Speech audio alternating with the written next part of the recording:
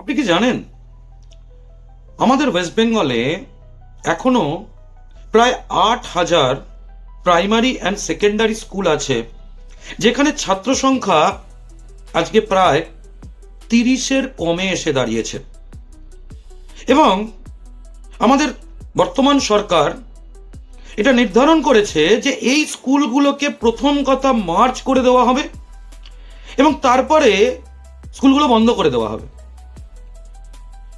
তার মানে যদি 8,000 স্কুলকে মার্চ করে দেওয়া হয়, তাহলে যদি আমরা 2:1 মিনিমাম রেশিওটা ধরি, যে দুটো স্কুলকে মার্চ করে একটা স্কুল করা হচ্ছে, তাহলে সেখানে প্রায় ভবিষ্যতে সামনেই 1 বছরের মধ্যেই হয়তো প্রায় 4,000 প্রাইমারি এবং সেকেন্ডারি স্কুল আমাদের ওয়েস্ট বেঙ্গলে বন্ধ হতে চলেছে।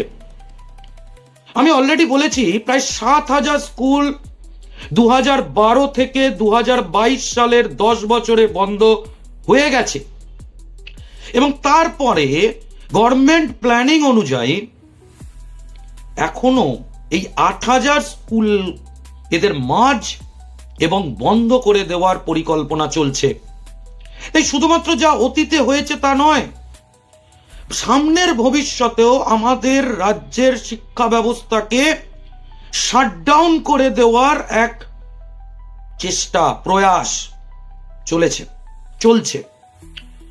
এবং যারা আমরা ন্যূনতম শিক্ষিত, সই করতে পারি, মাধ্যমিকটা পাস, উচ্চ মাধ্যমিকটা পাস, কিংবা আমরা বুঝতে পারছি যে একটা রাজ্যের একটা জাতির যদি শিক্ষা ব্যবস্থাটাই বন্ধ করে দেওয়া হয় তাহলে মেরুদণ্ডটাই ভেঙে পড়বে। অনেকে বলতে পারে স্টুডেন্ট নেই, সরকার কি করবে?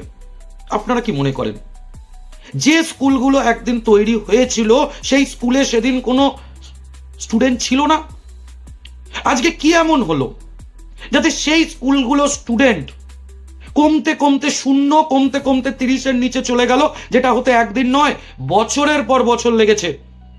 তাহলে আমরা কি ধরে নিতে পারি যে আমাদের সরকারি শিক্ষা ব্যবস্থার শিরদাঁড়াটাই ভেঙে গেছে? আর যদি ভেঙে যায় তাহলে একটা প্রজন্ম, পরবর্তী ভবিষ্যৎ কি হতে চলেছে আমাদের এই রাজ্যে? আপনারা বলুন, এই অচলাবস্থা থেকে আমাদের এই রাজ্যকে, আমাদের রাজ্যের ভবিষ্যৎ প্রজন্মকে শিক্ষার আলোতে আমরা কি করে নিয়ে আসতে পারি? কমেন্ট সেকশনে অবশ্যই জানান। আপনাদের কমেন্টের অপেক্ষায় থাকলাম।